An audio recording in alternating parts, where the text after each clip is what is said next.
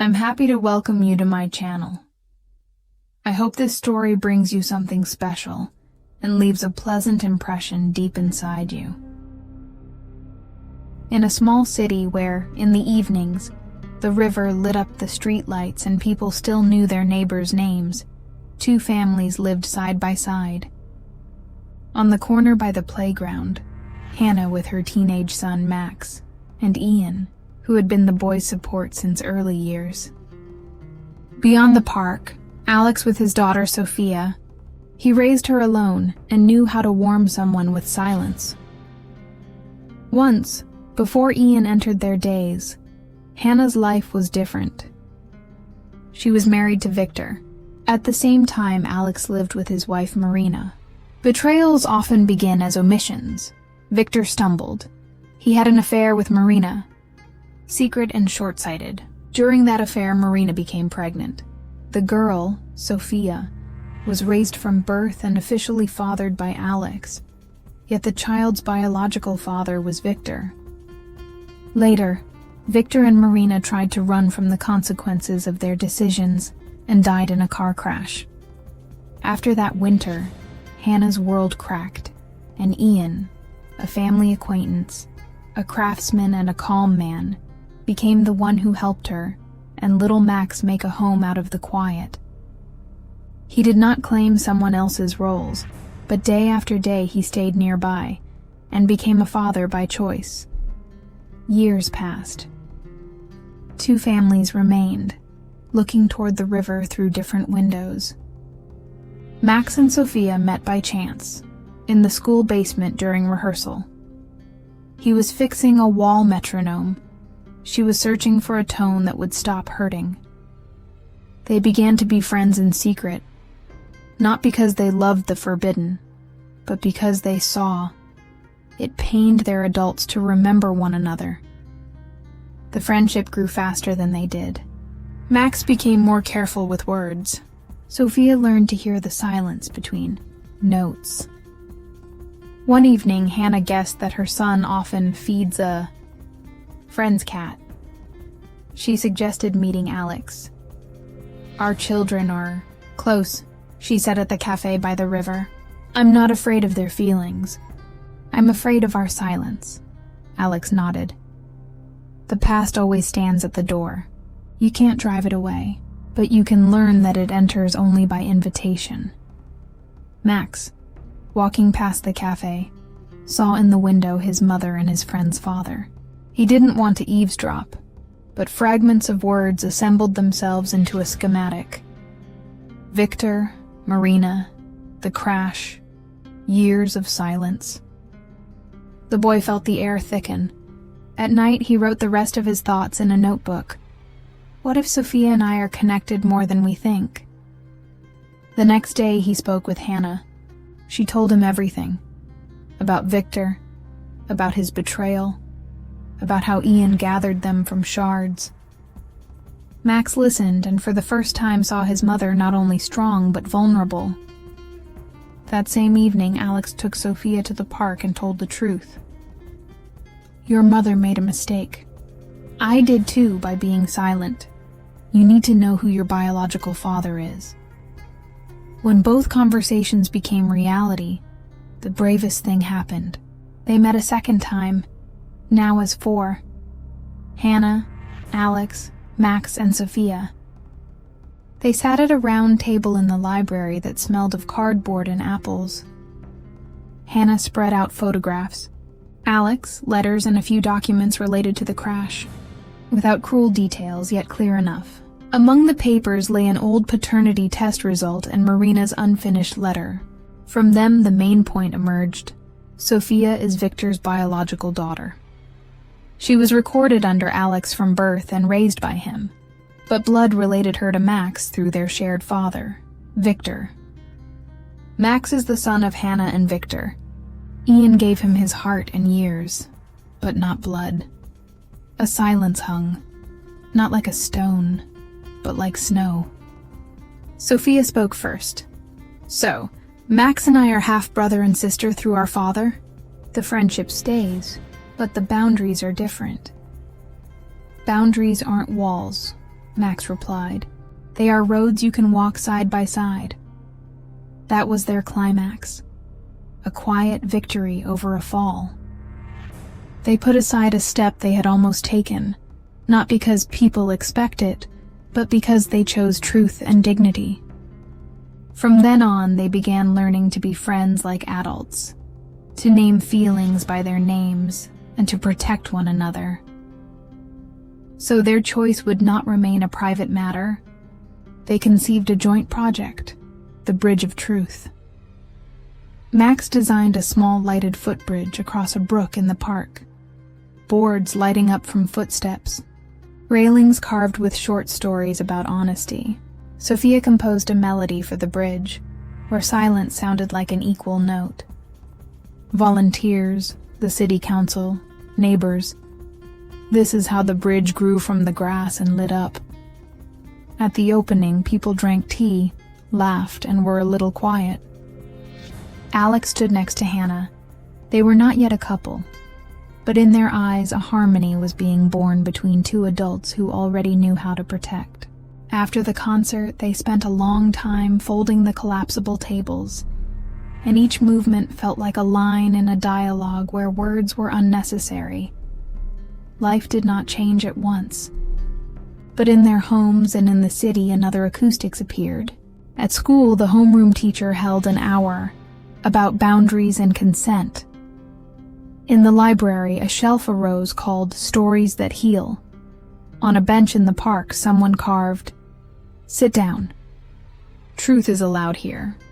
Ian watched these changes attentively. He was not the type to hold a door with his shoulder when someone wanted to enter. One evening, he sat at the table with Hannah. "I can see it," he said simply. "Something real is growing between you and Alex. I love you with a respect that has no ownership. If you decide to live together, tell me how I can be useful and honest in this story for you and for Max." Hannah was silent for a minute. "You are part of our family," she answered. "But the form of the family is changing. I'm grateful to you for the years, for the shoulders we leaned on, and for these words too." Later, when conversations became a decision, Hannah and Alex really did decide to live together. They gathered as four, and with Ian too. "I'm honest with you," Ian said. "It hurts, but hurting doesn't mean it's wrong. I'll move to my workshop by the river. There's a room there. I'll come for Thursday dinners if you don't mind, and I'll pick up Max from rehearsals. I don't want to disappear. I want to be where I can add strength." "You are my dad," Max replied. "Biology is the root. Choice is the trunk. It matters to me that you stay in my life." A few weeks after the move, Ian stopped by the youth center to help fix lamps and outlets.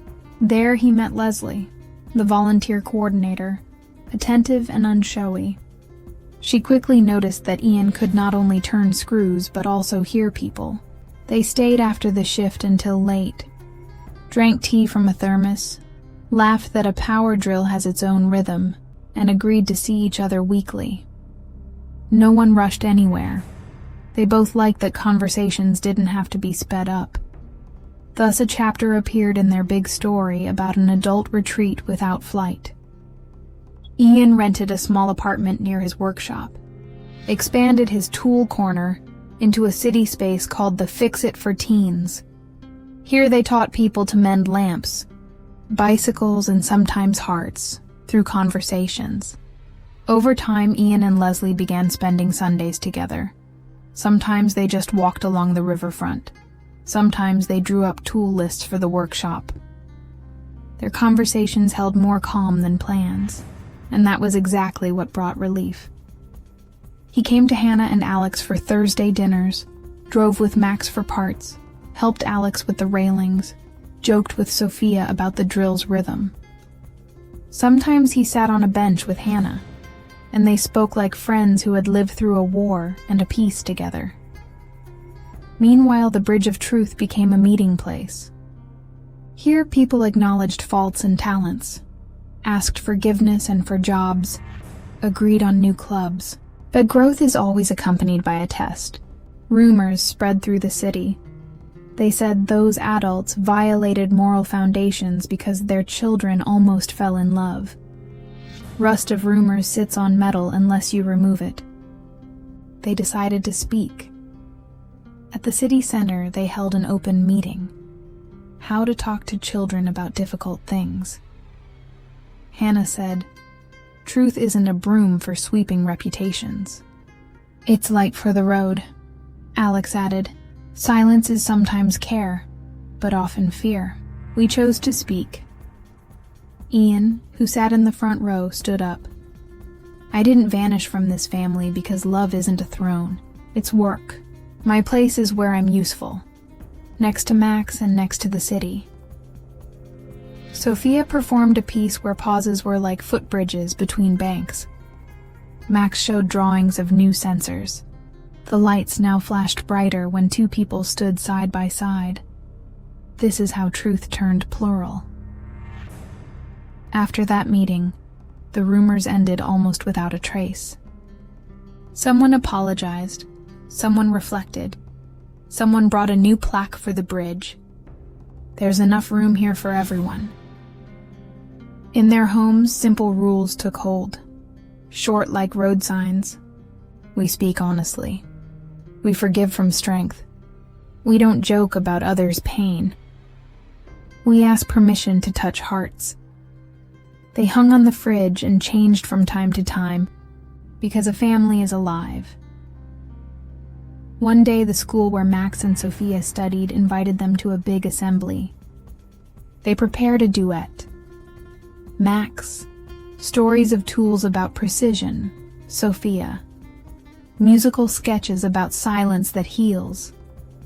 In the hall, some people cried, some laughed. After the performance, children approached with their knots and learned not to tear the threads but to untie them together. Life brought another test. In spring, the river flooded and undermined the supports. The bridge fell quiet. The lights wouldn't turn on. The boards shifted. Is it over? Someone got scared. Only stories that nobody needs end. This one was needed. Max returned from university early. We'll raise the supports. He unfolded drawings. We'll make flexible fastenings. The bridge has to breathe with the water. Alex organized crews. Ian hauled tools. Sophia arranged a benefit concert. In a week, the first to step on the bridge was a grandma from the neighboring yard. The light flared, and everyone understood. Strength lies in people who do not retreat from what they chose. When Hannah and Alex signed the papers for shared housing, they did one more important thing: formalized a co-parenting agreement with Ian. Thursdays and Saturdays belong to Ian. Weekdays, as agreed, decisions about school, together. This was not about formalities, but about respect. Roles are not property, Ian said then. They're responsibility. Another half-year later, Hannah and Alex quietly married in the park. Without pomp, Sophia played them the bridge's melody through headphones, and Max sent a video from the workshop. Congrats! Here's a new idea. A handrail that adjusts to a child's height. Later, Ian and Leslie registered a community space called the Good Deeds Workshop. Max helped with tools. Sophia played small benefit concerts. At the opening, Ian said, "When I walked out of the home I loved, I took with me not resentment, but the ability to stay nearby. Thank you for not taking fatherhood from me." Max hugged him in response. Thank you for not taking truth from me.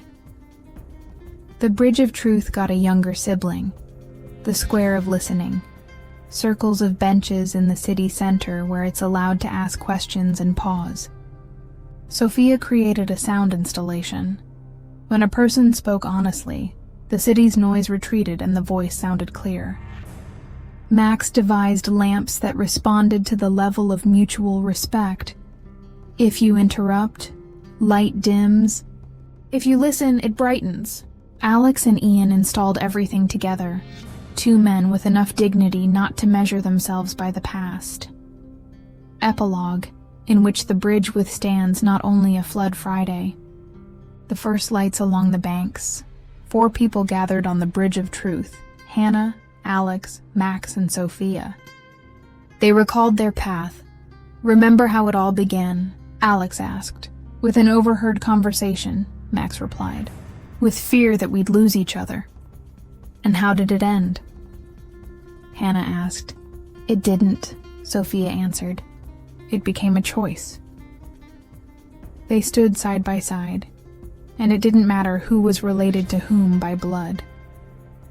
They were connected by something else: responsibility and attentiveness. On the other bank, Ian and Leslie were closing the workshop. The lights on the square hadn't gone out yet, because 2 teenagers were learning to listen there.